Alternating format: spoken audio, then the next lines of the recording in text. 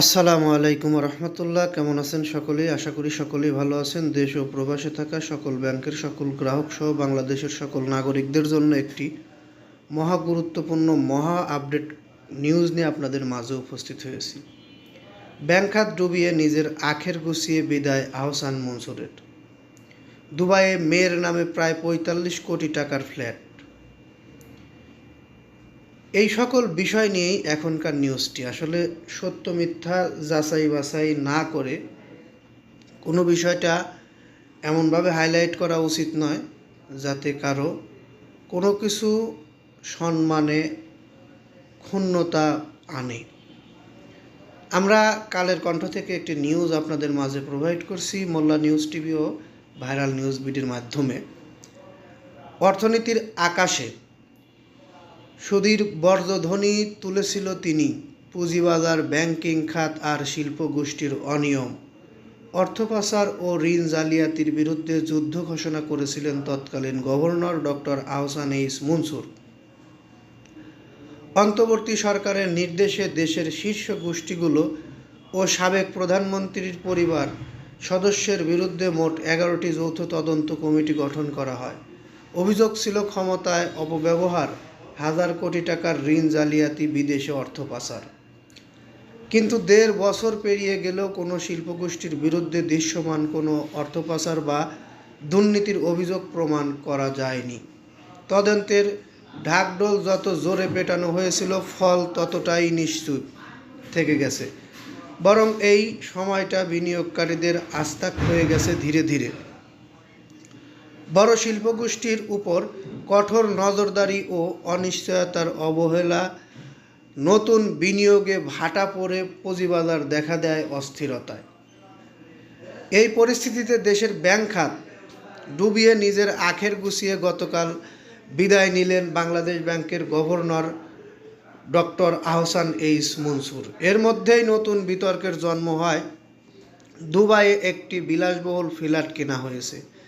সামাজিক যোগাযোগ মাধ্যম দাবি করা হয় ২০২৪ সালে ২৪ December governor Ahsan H Mansur তার মেয়ে মেহেরিন সারা মনসুরের নামে ১৩.৫ মিলিয়ন দিরহাম অর্থাৎ প্রায় ৪৫ কোটি টাকা মূল্যের একটি ফ্ল্যাট কিনেছেন। ক্ষমতাচ্যুত প্রধানমন্ত্রী শেখ হাসিনার ছেলে সজীব ওয়াজেদ জয় ফেসবুকে ছাত্রলীগের সাবেক নেতা এস.এম. জাকির হোসেনের একটি পোস্ট শেয়ার করে এ অভিযোগ সামনে আনে। পোস্টে গভর্নরের বিরুদ্ধে অর্থ পাচারের অভিযোগ তোলা হয়, যদিও এ সংক্রান্ত কোনো প্রমাণ উপস্থাপন করা হয়নি। বিতর্কের জেরে governor doctor Ahsan H Mansur গণমাধ্যমে বলেন, দুবাইয়ের ওই সম্পত্তির সঙ্গে তার কোনো সম্পর্ক নেই এবং অভিযোগটি ভিত্তিহীন। দুবাই ল্যান্ড ডিপার্টমেন্ট দলিলের তথ্যমতে দুবাই ল্যান্ড ডিপার্টমেন্টের টাইটেল অনুযায়ী ফ্ল্যাটটির নাম্বার এখানে দেওয়া রয়েছে, আপনারা দেখে নিন, ৩৪/১৪/৮০/২০২৪। এটি কেনা হয়েছে ২৪/১২/২০২৪ সালে। দলিল অনুযায়ী ২০২৩ সালে নয়, ২০২৪ সালের ১২ ডিসেম্বরে কেনা হয়। ফ্ল্যাটটির অবস্থিত দুবাইয়ের আল জাদ্দাফ এলাকায়। এটি একটি অভিজাত বিলাসবহুল আবাসিক এলাকা। মালিকানা দুবাই ল্যান্ড ডিপার্টমেন্টের টাইটেল ডিটের অনার সেকশনে গভর্নর ও তার মেয়ের নাম রয়েছে। কেউ যদি প্রকৃত মালিক না হয়, কেবল অভিভাবক বা প্রতিনিধি হিসেবে যুক্ত থাকেন, তাহলে তা দলিলে স্পষ্টভাবে উল্লেখ থাকে।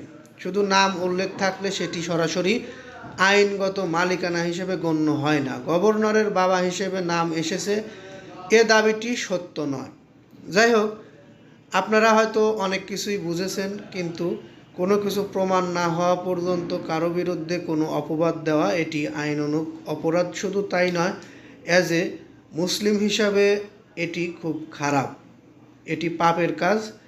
আগে প্রমাণিত হওয়ার পরে একজনের বিষয়ে বলতে হবে।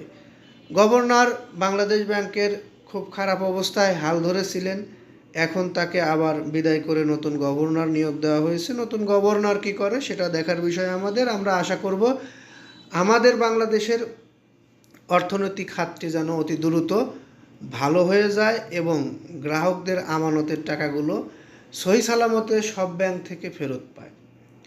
নিউজটি যদি ভালো লাগে অবশ্যই একটি লাইক এবং কমেন্টে আপনাদের মতামত জানাবেন। আর আমাদের থেকে এরকম নিউজ পরবর্তীতে পেতে অবশ্যই চ্যানেলটি সাবস্ক্রাইব করে বেল বাটন অন করে রাখার অনুরোধ জানিয়ে এখান থেকে বিদায় নিচ্ছি। আসসালামু আলাইকুম।